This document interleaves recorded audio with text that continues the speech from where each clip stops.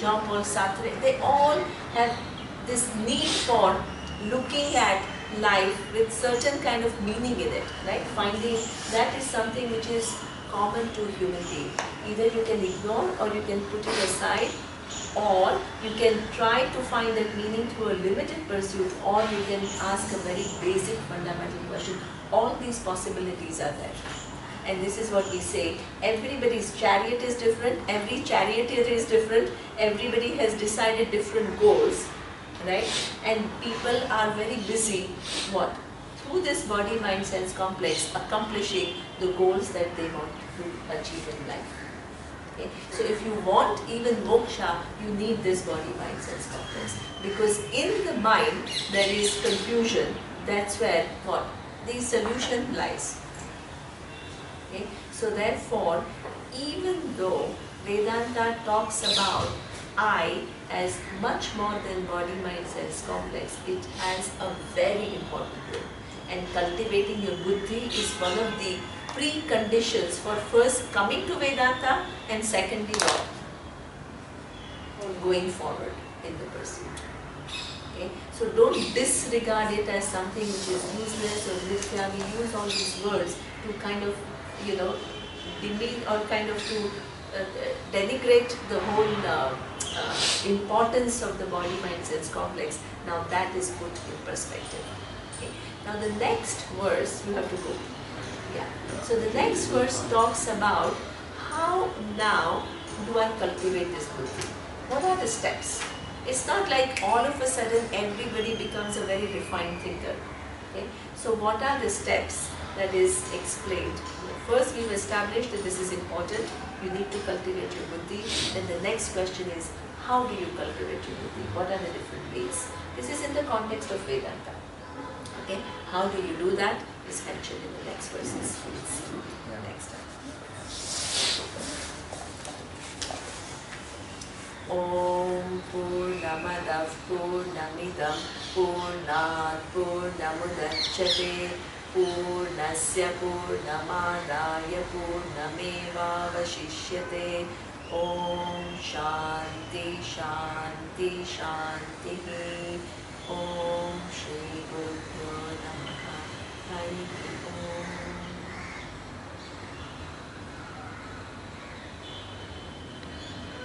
Sahana Vavatu Sahanau Bhunattu Sahavidyam Karavavahai Tejasvinavadhitamastu ma vidvishavahai.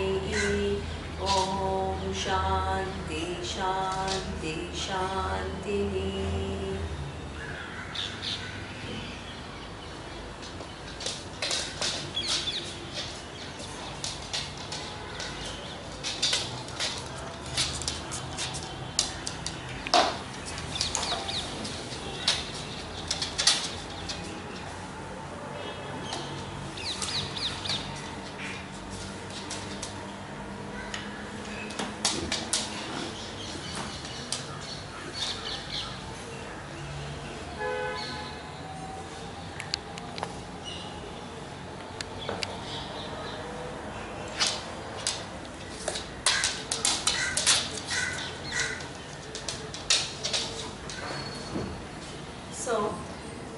One of the commonest problems with Vedanta is when you begin to do the inquiry about nature of I, and you begin to see that you are not the body and mind, the first thing that comes to the mind of a person is, but oh my God, it seems as though the body is redundant, the mind is redundant, and it is very disturbing at times to see the fact that something with which you have such an intimate connection and something which is so close to you, which you have been thinking as I, is now said to be not I. Okay? So, and people think that, oh my God, so now it is like useless, the body is useless. In order to negate this notion, this whole, what is the role of a body and mind and how important it is in our life is mentioned in the next verse. Okay? So here he says, I will read the verse and I will explain to you the meaning. It says, At Atmanam Rathinam Viddhi Shariraha Rathameva tu Buddhim tu Sarathi Viddhi Manaha Pragraha Mevaja. So here he says that just as there is an analogy of a chariot. Okay? So a chariot is there, and a chariot requires what? There is a whole chariot, and it requires horses to take you to places. Then the horses require reins, and then the person is the driver, okay, who then goes places. Okay? So that means if you want to travel somewhere, you need an appropriate vehicle. In those days, in the Vedic times, there was a chariot which was a means of travel. Right? So this is the analogy. Now bring back the whole thing to our life. In this countless flow of time, you come, you drop on this earth. Okay? Now, what happens? You have to first what? Set the goals, what you are looking for in this, what limited amount of time that you have on this earth. We never really think about it at this way, but in fact, according to the Upanishads, you have come here not just to do something for 50, 60, 70, 80, 90 years and then disappear one day. There has to be a purpose. Right? So that means if you have a goal, then you need what? Like in that chariot takes you to a destination. So if your destination is to go somewhere, the chariot what? Helps you to go to that destination. So the body is given to us to reach that destination. Right? So body is not redundant. It's something which is given to us. So body is equated to a chariot. Okay. Now the 5 horses are what?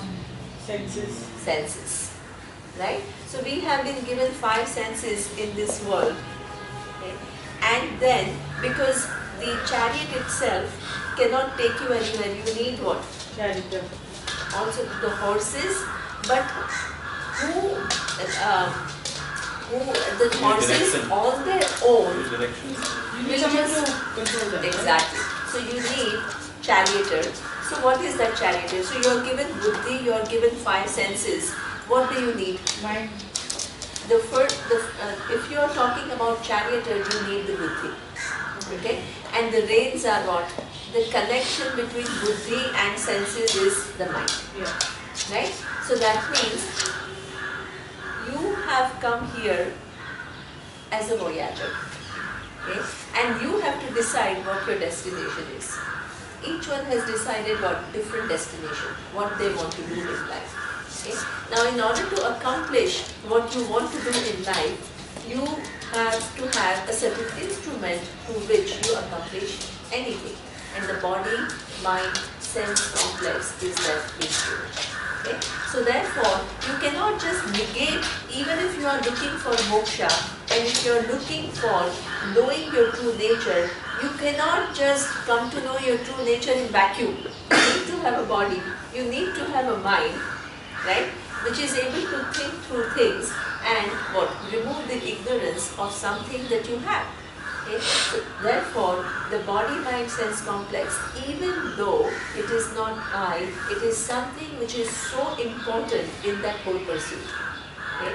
So this is what it is saying. Now, the whole thing is, you have been given this instrument, now you can use it to go anywhere.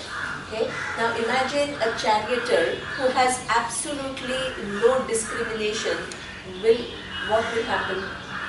He will set goals which are very ordinary goals. Okay? And the horses will probably help him and take him there. But what that person has achieved. Similarly, the body that you are given, you can either say, okay, I want to make more and more money, okay, or I want to do, whatever little goals that people have, I want to have a good time. This is what we call people who are, Surya was looking at different personality styles. Okay? So, according to some models they have, there are some people who they call rat racer. Okay. What is the characteristic of a rat racer? Okay. Is something which is extremely driven for a future goal and what is that person doing? Not paying attention to the present. Okay, I'm so driven by my ambition, which is like, okay, I want to become CEO. You ask most of these MBA students, right? What is their goal in life? What is their ambition? Okay, they always talk in terms of positions. You know, I want to become an entrepreneur with this much $1 million company, or I want to become a CEO of a company, or I want to be an investment banker. So this is all like future. And then what? They are totally driven, okay, for that future goal, and the present is what? Mostly sacrificed for that future that they have in mind. This particular profile is that of a rat racer. Right? The other one, the other profile is hedonist. Okay? Who is a hedonist? Forget about future, let me enjoy life. Okay? So the whole focus is let me enjoy the present. Okay? So therefore, now how do you enjoy present? There can be many different ways through which you can enjoy present. Either you can go and sit in bars or party every night, or go for nice performances or play sports or whatever you want to do. But it is all about what? Sense gratification here and now. The maximum pleasure that I can derive from life, I want to do it now. Right? So this is what we call a hedonist. And this is what, we have a body, we have goals, and we use our body, mind, sense complex to achieve these goals. This is true. Okay? There is a third kind of a person, the profile, which is what we call nihilist. Nihilist is not interested either in the future nor in the present, is just disenchanted with life. Okay? Nothing has any meaning in life. Okay? Life is a struggle. It doesn't get you anywhere.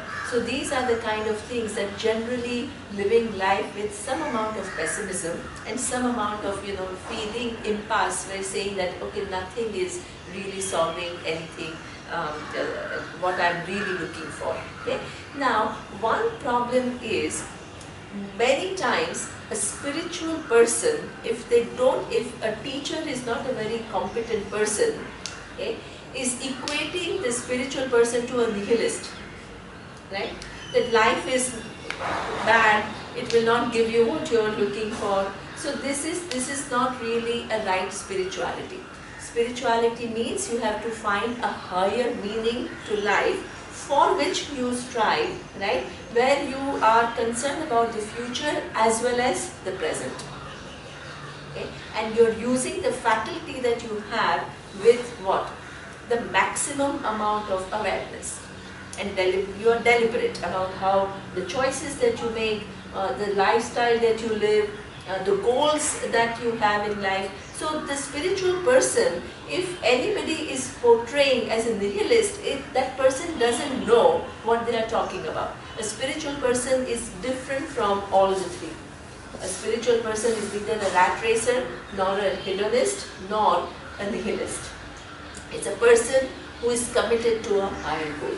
So therefore, the body can be used by all the three to achieve whatever, or just to while away the time. If you are a nihilist, you are just lazy. Basically, you don't do anything.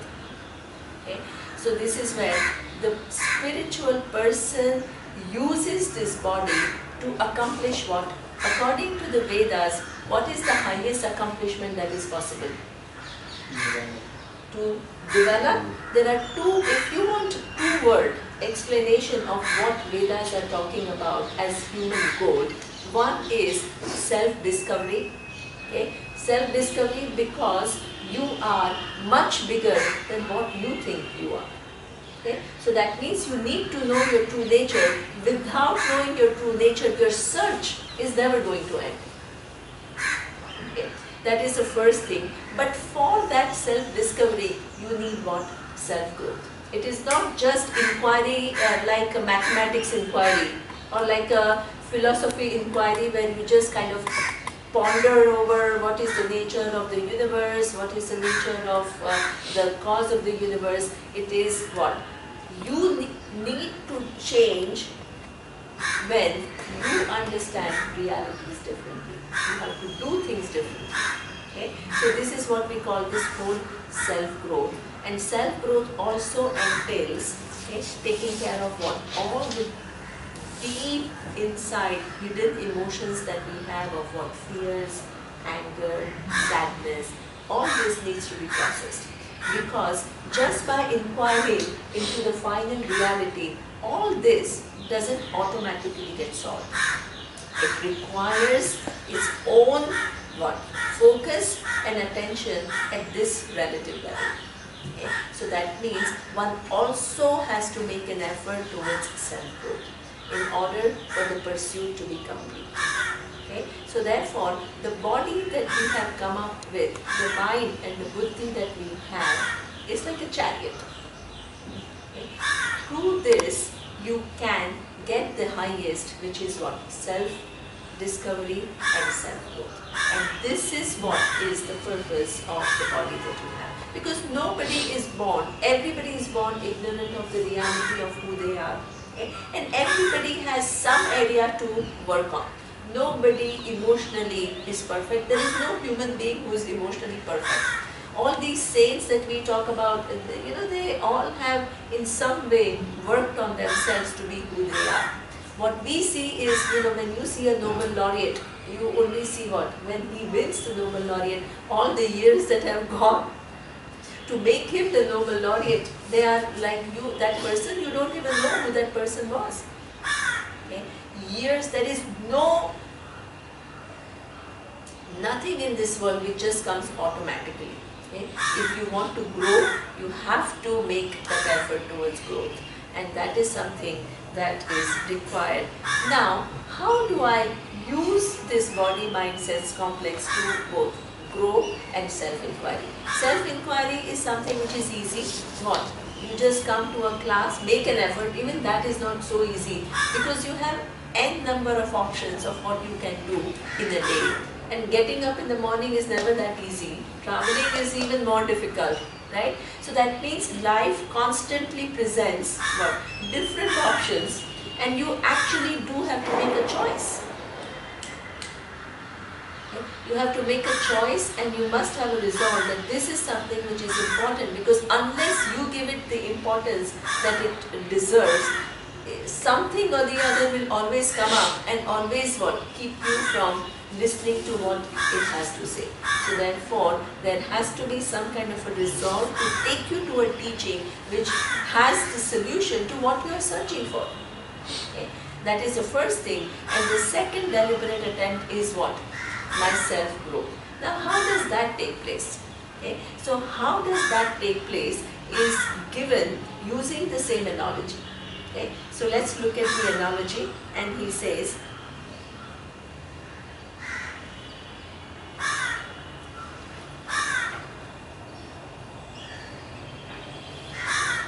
Indriyani hayan ahuhu vishayaha teshu gocharan atma indriya manoyuktam bhokta iti ahu manishinaha. Okay? So now, for example, you are given the sense organs. Okay? And what is in order for sense organs to operate, you need what? Sense objects. Okay? You have eyes and you need what? Different forms. Only then eye is of any use to you. You have ears and you need what? Sounds. Okay? You have nose and you need what? Smells. Then the tongue and all different kinds of taste, and the skin and all different kinds of touch. Okay? So therefore, there are sense organs and there are sense objects. Okay? Now, each one of us is using our 5 sense organs and what? Are getting interested in something totally different. She has become a musician, she has become a fashion designer, he is a businessman, Vicky is farmer, Uday is Harvard MBA and doing this old age homes and this rural project. So each one is using one sense organs, right? And there are n number of options, and you get attracted to what? Only a few things based on what? This world presents infinite options for people to engage in.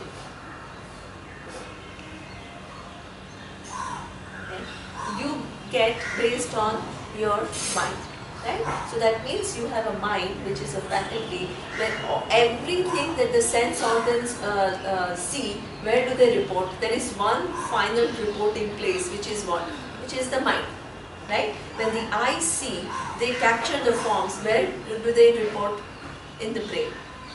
Right? So every input is reported to the mind. Now the mind is something which has received everything, and it has to then make a decision as to what is it within all these different things that I want to engage in. That faculty is what we call what? Buddhi. Okay? So the mind again gives us many different options, reports whatever is given by sense organs, it says it presents. Now these are all the different things that I have, then you need buddhi. Okay? Now what happens is, if your buddhi is not very strong, if you have not really figured out anything much in life, and if you have not really thought about why have I come, where am I going, what is the purpose of life, if you have not asked yourself these questions, what will happen? Tell me. You drift along, exactly. You drift along because the mind, the senses have reported to the mind has its own fancies. One day one thing, next day another thing, third day something else, and you drift along. Okay? Or whatever, you choose one thing and you just kind of continue with not much interest, or sometimes losing balance and whatever, because your buddhi is not very strong. Okay? Now, if you want to change, what do you need to do? Do you need to stay away from, many times people talk about spirituality means detach from the world. We are not talking about detaching from the world at all. You are given these 5 sense organs, they will report. Okay? That is something which is natural, and that is something which is very healthy. You need that. Okay? So therefore, what do you need to do? Do you need to just stop your sense organs, stop the functioning of your sense organs? Not at all. Okay? What do? You cultivate your buddhi, which is your faculty, which is what? If your buddhi is cultivated, it is going to use your mind and the sense organs in a focused way. Okay? So the first thing is to answer those questions as to what am I looking for in life. Okay? And why is it that I'm doing what I'm doing? In fact, simple questions we cannot answer. The most basic and fundamental questions, what do you think is success? We are so busy living, but simplest of the simple things we can't answer. That means we don't give much thought to life. Okay? We just let it, or sometimes what happens is, it is too overwhelming to ask all these fundamental questions. So what do? We get focused on one very narrow goal. I want to become a doctor, or I want to become an engineer, or I want to become a musician, or I want to become an artist, or I want to, and then what do? The buddhi is highly cultivated, but what? In one direction. Okay? Yeah, we can excel in one thing because now we have said that all these questions are too overwhelming. I don't even know if there are any answers to that or not. So let me not worry about all of this. Let me just focus on one thing. That's what we do. And what do? We just get totally committed to one pursuit, and we give our life to that. Okay? Now, that itself is not something which is very bad. I think in some ways, instead of just drifting along, this is much better. Right? How we were saying that drifting along and doing whatever, at least to have some goal is better. Okay? But those goals, as long as they are very narrowly defined, they don't give us the satisfaction that we are searching. So there is a time that the buddhi and its faculty will say, hey, all this that you are doing, you are excelling in one thing, but it's actually not giving you what you want. So then what do? We try to expand our buddhi and its faculty even more. Okay? So there are all these different stages. And this is where, if you come to spiritual knowledge and if they are giving you the right knowledge, you really expand your understanding to understand your position in the scheme of things much better. Okay? Then, No, I'm sorry. I think there needs to be like a sort of a middle ground or whatever you want to call it. But someone, for Yes. example, who was a CEO, built a Yes. big company, gave Yes. lots of employment, Yes. gave philanthropy back, yes, they had a happy family, had kids, the kids grew up well. I mean, that kind of person has done his bit, or doesn't, or if Mika becomes like some world-class violinist and, you know, teaches kids and does violin for charity and brings joy to the life, or big Beethoven who brings generations of joy, you know. If they were not spiritual, it's still fine, it's a good life, yeah. I don't know how to put it. Yeah, I would yeah. say it's a good life, it's Yes. done its purpose, whatever, but I don't know how you view that. Yeah, see, you're absolutely right that there are people who have used their buddhi to an incredible extent. You have in every area, right? Yeah. So you have Einstein In medical, in every different fields, right? You have Zubin Mehta, you have all these people who are highly accomplished. Okay? Now, that we are not trying to say that it is, we are not trying to take away value from that. Right? It is extremely good and it is a very fine cultivation of buddhi. And in fact, sometimes you need to dedicate your life to Yeah. one pursuit totally to be able to achieve that, these yeah. heights. Right? But if you really ask any of those persons, then are you totally fulfilled? Most of the time, there is some sadness or there is some sense of lack which is not totally. We are not giving an advice that everybody should be spiritual. We are not saying that. Right? Because the world But- doesn't work if But everyone sometimes is. that Exactly. sadness kind of drives you also, right? Yeah. The sadness drives you, but nobody can stand sadness. No. Nobody No, can no. stand sadness either. See, the thing is you are interested in your well-being. Okay? So that means if at any given, we are not saying at any given point in time, we are not saying everybody should be spiritual. We are not saying Yeah, that. it What doesn't we work are that- saying yeah. is that at any given point in time, if the person has discovered that in spite of all the accomplishments, what is the deep lack is not filled, then there is a solution, and the solution lies in knowing yourself, which is much bigger than what you think. Okay? So there is, because nobody can deny the fact that the body is nothing but cells. And if you have put your eye on the body, then there is an inherent limitation that you are suffering from. It actually doesn't belong to us. That is something which is not, it's not like, oh, it's not an advice, come to spirituality. There is a fundamental error. Okay? And you, either you can live with that error or you can solve it. That possibility is given. But living with that error doesn't mean that you're a total failure, because we Yeah. see we see the world as black and white. That's what There is a huge range. There is, in fact, not in the middle. There is a huge range, right? Because if you are not pursuing spirituality, either you can be one of the most accomplished person in some field, or you can be just what, a beggar or a criminal. So there is this whole big range of people who are not into spirituality, right? And even if you are into spirituality, sometimes you are into very partial kind of a solution to your problems. Okay, any technique that we do, okay, now you do some breathing, or you do some kind of a meditation which will put you in some kind of a state. It's not really a final solution at all. Okay, it is just giving you some technique to calm down your mind. Can I just add that maybe it's like, it's important also to have people who are sort of pursuing that, goal because, let's say, certain things are discovered which make your life better, or the fact that because there are all these people around you, then the spirituality itself gives a meaning. Otherwise, if everybody is in the same way, then what are we really discovering? Exactly. If everybody is pursuing that same line, or everyone is thinking the same way, there is no balance or opposite of it at the end of the day. So I think that the whole point of it is that we need people also in a sense to be that way, and people are that way and continue going to be that way. Excellent quoting.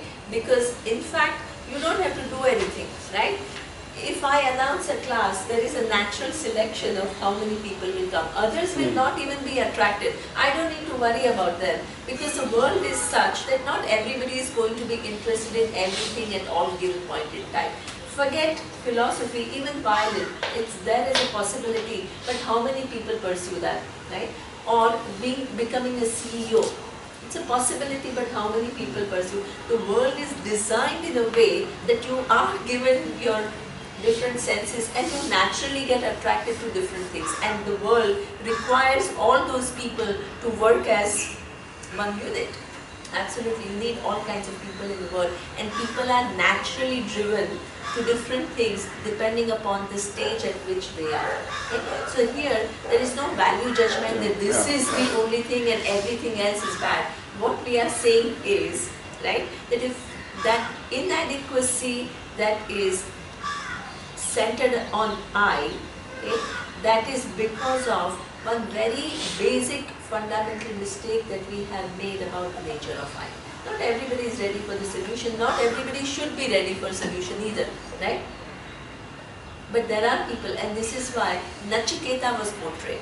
Nachiketa is a special kind of a person who had that interest. Not everybody has that interest. Okay? And if you have that interest, then there is a solution. We are not trying to make everyone that. Right? But this possibility is also given. And there are people, you always need spiritual people in this society because they become, I think in the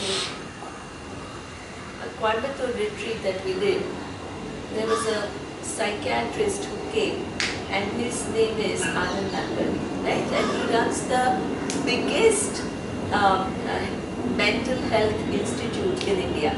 Okay? And he was saying that, and he was very interested to know what exactly is Indian philosophy or Gita talking about, human being and the growth part, which is different from psychology. Okay?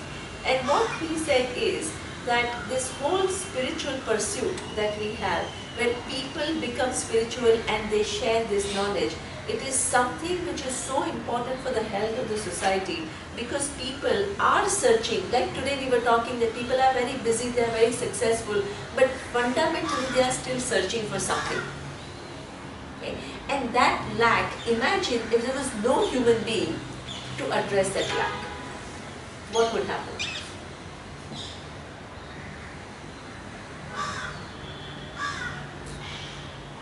So that means this particular lack is a human reality and there are people who have thought about it and they can fill that lack, but what? Provided you choose to address it. Otherwise, the whole life can go in what? Doing things the way that you're doing. We are not here to disturb, right? We are not saying you should not do this or you should do this. What we are saying is that if this, you are looking for something which fills the lack, there is a solution. Okay? And people have studied for a long time and they make you see certain facts in light of which you view life different and your position in life different. So this is just one of the options, like a quantum physics professor is teaching and the people come and they are naturally attracted to it. Just like this, in spirituality you're teaching and the subject is what? I. Re-examining who you are. Re-examining your conclusions about your space, your place in this scheme of things. So that means if that is what the buddhi is looking for, then what? There is a way to accomplish that. So that means with this buddhi you have n number of possibilities. And for every possibility, or every question that you have, there are corresponding solutions. And it's up to you to choose what you are looking for. Yes? Is it okay? Or you are not? We are not saying everything else is bad. What we are saying is the fact that sometimes we see that very often. I saw a play, this Einstein, okay, and he's a genius. I mean, we discovered things which were like totally, you know, it changed our lives, the way we look at the universe, because everything that we thought was absolute is now all relative. All the major, it's a very major shift in the vision, right? Now he himself was saying that when my wife was dying, I was so busy with my equations, I didn't even go to see her. And he had one of those regrets, right? Because when you have a genius in one direction, you look at most of these Van Gogh, you look at all these artists, you look at their lives. My God, sometimes you feel, because we only go to museums and you see all this beautiful art that they have created, their personal lives are sometimes like such a mess, much worse than a normal human being, you know, sometimes. And in fact, this Sunday at Prithvi Theatre, I saw a play on Tagore and his personal life. And it was amazing because his poetries are so beautiful and so connected to the universe and everything. And they showed his personal life and his own struggles with all his, you know, people that he liked and how much he suffered. And there was so much personal suffering there. There was amazing amount of genius, right? In terms of his poetry, in terms of his art, in terms of his short stories that he has written. But if you look at the person, just the personal life, full of struggles. Okay? How many deaths he had to face through his life. Okay? So this is something that, I mean, so what, we are not saying that the achievements are not important.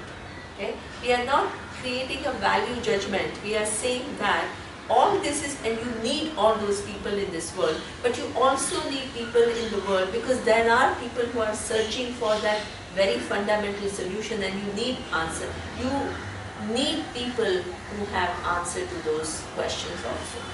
I had a question, Nima. Yes. So taking the thought forward, like I missed the first few sessions of the yes. I think that's where you all spoke about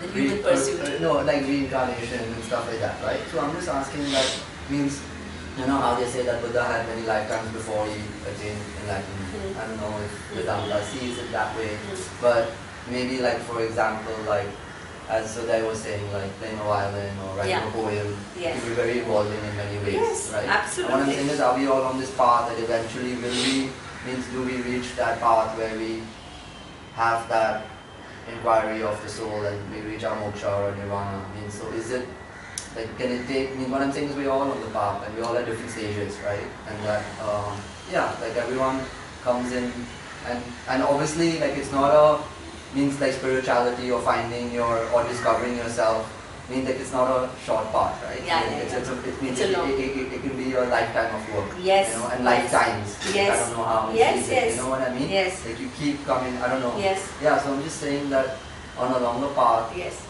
do we all get there? You know, like do we all, means is that? That's a very good question. The when you are given a human birth, Right. the maximum possibility of a human birth is moksha. Moksha Right. is when you discover that I am not this little individual, but I am the whole. Yes. Okay? This possibility is given to you. Okay? Now, who will even choose it? Okay? It's not that we are all automatically taken there. Right. Okay? Because you are born with senses, and you are born with mind, and you are born with buddhi, and that there is some kind of a free will that we have. Okay? Now, how you, this is what the verse is saying, how you guide your buddhi is little bit up to you. Okay? So that means for many lifetimes we did not even have moksha as a pursuit. Right. Right? Now, let's say in this lifetime, among what is the human population? About 8.5, about 8 billion. 8 billion? Yeah. Out of that, how many people do you think are looking for moksha? And then One 1 billion? million. You think 1 billion? That's a very high number. You think? Wow. I think. Okay, so let's say, okay, now let's say, You think it's a high number? Huh? Like, you think it's a high number? 1 million Yeah. people are looking for moksha? Yeah, globally. Globally? No, I'm asking you, like, I in think it's a little people. bit high. You think 1 million people are looking for moksha? 6 of us are, that's for sure. The remaining 6 are trying to get her, but the morning was difficult. So, Buddha said that I will wait at the gate till the last person, till I see the last person, man or woman's back coming. You understand what I mean, right? So eventually he has hope that we all will get enlightened. He's waiting there till he sees the last one. Okay. But you know, I mean, So then all Japanese should be First in line. first in line. so see, I mean, we have a slightly different view of ethics, right? So we are not, I mean, Buddhist and Vedanta is slightly different, right? What we say is that you are given this free will. Okay? Right. Now, so out of 8 billion, now let's take 1 million who are Yeah. interested. Okay. Okay? Now, out of this 1 million who are somehow interested in some freedom and some spirituality, how many of them have actually recognized that I really need to know my true nature in order to get that freedom? Being interested in really knowing and figuring it out is How many? Like 100K, Because- like 100,000. 100,000, right? Yeah. So now from 1 billion who are doing some yoga or some meditation or some practices somewhere, you have thousands of possibilities. You have 100,000 who are looking, I mean, they have focused their search on saying that, okay, let me find out my true nature. Now, out of this 100,000, how many you think are connected to teachers who know a sophisticated methodology to communicate to them exactly what their nature is, which doesn't create notions, oh, you're limitless, oh, I'm the whole, not these kind of loose thinking, but an analytical inquiry into what you are without creating any what?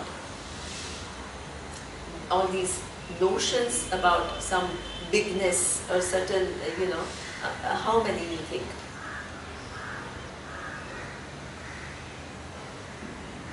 10,000. Going 1/10, 10%. Yeah, maybe again. 10% of that 10,000. Now, Yeah. out of those 10,000, what is the level of interest? Like each one is like, as somebody goes and does 3.5-year course, somebody decides to come for once a week, somebody goes and does 3-week camps. You see what I mean? Even within that 10,000 people, you will have so many different levels of commitment. Okay? Now, having committed, even like people who studied with me, 50 people, only 50 people studied 3.5-year course along with me. Within that, if you talk in terms of capacity to understand, capacity to work on one's own growth, again, huge variation. It's mind-boggling, No, but even right? if you, So therefore, now who is at what level, it's very difficult to figure out. Okay? The only thing that you can do is, in your lifetime, what? You can make this buddhi is given, you don't know what is the past, you don't know what is the future. Okay? So what you can do is, right now, use my faculty to the best possible manner to know. And if you understand that there are laws of cause and effect, okay, anything that you have done within this lifetime, and let's say you have not really figured out finally, okay, you will be carried forward. So this is what Arjuna's question to Lord Krishna was. Imagine that in this lifetime, I don't totally get what you are telling me, then what happens to me? Right. Okay? So he says, don't worry, once you have started this process, you will be carried forward. You'll be carried forward. Yeah. That's So what this I'm is saying. why they say that even to come to Vedanta, even to come itself requires a lot of punya. A lot of money. Yeah. No, that's really. Yeah. So just taking your thought forward means about, like, even if you trace back, like, I don't know, 2,500 years or whatever, you see the great thinkers, means whoever we call very down the path. Like, Yes. in these, like, I don't know, the people like Socrates or like, Yes. or like Buddha or whatever, Yes. means they're a handful, right? You Yes. can't. So it really shows you the commitment and the discipline it takes, or the search. It's a very deep search. It's a very not- deep search. It's a very deep search. You know, And and that beneath search- that, It's Yeah, an yeah. incessant, exactly. You have societies or civilizations, what, how many? Yeah, like Socrates was 2,500 years ago, the same time as Buddha. Exactly. Since then, how many people have actually walked that have come, means whether you say enlightened or whatever enlightened defines or whatever it is, they've been a handful, right? Exactly. Like to guide us. Absolutely. Yeah, so, So that's why they become the role model. If you Yeah. are interested, then how does the universe communicate to you through people, right? People who have made the effort and walked it. and then walked it. Yeah. There is no other way. Is that right? So that means who decides, what decides that you are here today? Your buddhi. Right? So you need to figure out, because many options, people go through difficulties in life, and in fact everybody goes through Yes. difficulties. There is not one exemption. So people say, oh, people who go through difficulty come to spirituality. Is it true? If everybody who goes through difficulty comes to spirituality, the whole world should be in spirituality, because there is nobody who is exempt from difficulty. Okay, but what is it that you choose? Either you deal with it, superficially, or we all have certain mechanisms to get rid of our sadness or our fear or our anger. One of the easiest ways to push it aside. This is the easiest. Okay, and distract your mind. You go for a drink, you go and see a movie. What have you done? You've pushed it aside, and you have diverted your mind to something which is active, which makes you forget about it. But when you try to forget about it, this is what the psychologists call the unconscious. It doesn't just go away, it stays right there, and it influences your whole behavior, the way you assess situations, your personality, your whole being. And at one point, it becomes so dysfunctional at times inside. I'm not talking about externally. You can be a very successful, a very, a person who everybody looks up to. But inside, if you let those distortions unaddressed, there is a conflict. This is the universe.